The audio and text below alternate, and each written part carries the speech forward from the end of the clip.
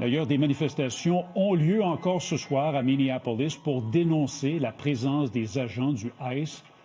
Hier soir, on vous le disait, cette tragédie a rapidement pris une tournure politique. Eh bien, c'est encore plus évident aujourd'hui parce que malgré les images vidéo, deux interprétations contradictoires de cet événement circulent. D'un côté, il y a la version de l'administration Trump qui défend bec et ongle l'agent qui a ouvert le feu sur Renee Nicole Goode en disant que la femme voulait lui foncer dessus avec son véhicule. De l'autre côté, il y a ceux et celles qui accusent l'agent d'avoir commis un meurtre.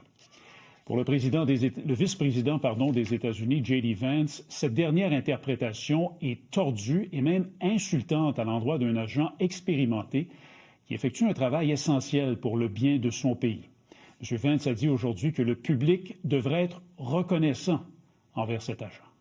I would appreciate everybody saying a prayer for that agent. Look, in the past 6 months, he has been hit twice by a motor vehicle. He deserves a debt of gratitude, and I think the media prejudging and talking about this guy as if he's a murderer is one of the most disgraceful things I've ever seen from the American media. Pendant la conférence de presse de la Maison-Blanche, la porte-parole de Donald Trump, Caroline Leavitt, a tenu le même narratif. Elle a dit que la femme qui a perdu la vie, Mme Goode, était une agitatrice, qu'elle s'est servie de sa voiture pour foncer sur les agents du ICE. Et ceux qui pensent le contraire, selon Mme Leavitt, ce sont des démocrates furieux de constater les succès de la police fédérale de l'immigration contre l'immigration illégale aux États-Unis. On peut Radicals in the Democrat Party are furious over this. They don't want our border secured or criminal illegal aliens being removed. Un peu plus tôt dans la journée, Kristi Noem, la secrétaire à la sécurité intérieure des États-Unis, avait déjà mis la table. Non seulement elle a accusé la conductrice d'être responsable de sa propre mort, mais elle a répété que la présence des agents du ICE est plus que nécessaire dans l'État du Minnesota, un État rongé, selon elle, par une corruption menée par des immigrants illégaux. Minnesota is a train wreck. It is corrupt, and it was under the leadership of Governor Walz and this mayor that they allowed it to happen, and they let criminals and illegals and people abuse programs and steal the money, and now they're allowing violence to go forward on the streets as well. Vous venez d'entendre Mme Noem s'en prendre au gouverneur démocrate de l'État du Minnesota, Tim Walz. Eh bien, ça n'a fait qu'accentuer sa colère. Il dit qu'il n'en revient pas de la rapidité avec laquelle les gens de l'administration Trump ont tiré une conclusion très tranchée des événements d'hier.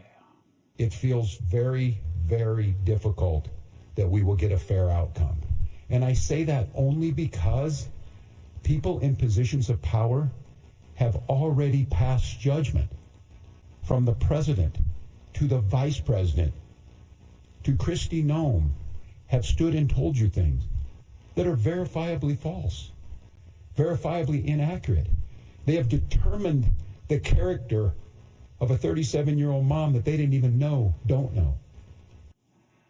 Selon M. Walz, la meilleure façon de faire la lumière sur ce qui s'est réellement passé hier, c'est de mener une enquête minutieuse et impartiale. Or, ce n'est pas ce à quoi le public aura droit, selon M. Walz. L'enquête devait être menée par le Bureau d'enquête criminelle du Minnesota, conjointement avec le FBI, mais voilà que les enquêteurs de l'État ont soudainement été écartés, ce qui fait que les agents fédéraux seront les seuls à se pencher sur l'affaire. M. Walz dit voir une manœuvre malhonnête de la Maison-Blanche qui va miner, selon lui, la confiance du public envers les autorités. Il souligne que les ténors fédéraux, à commencer par Donald Trump, ont déjà tiré leurs conclusions.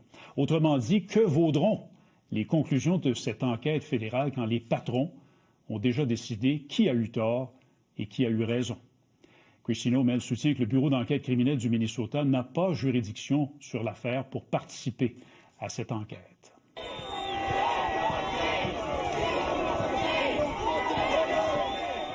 Et pendant que la querelle se poursuit dans les sphères politiques, vous le voyez, dans les rues, la colère prend de l'ampleur. Encore ce soir, je vous le disais, des gens manifestent à Minneapolis. Et ce que vous voyez, c'était plus tôt aujourd'hui. Ils étaient des milliers devant un immeuble fédéral pour exiger que les agents du ICE quittent l'État du Minnesota. Et le mouvement s'est même étendu à New York, où là aussi des gens demandent le retrait de l'Agence fédérale américaine.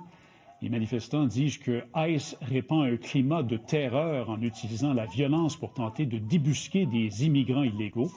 Mais l'administration Trump, elle, dit appuyer à 100% la police de l'immigration et qualifie les opposants d'extrémistes de gauche.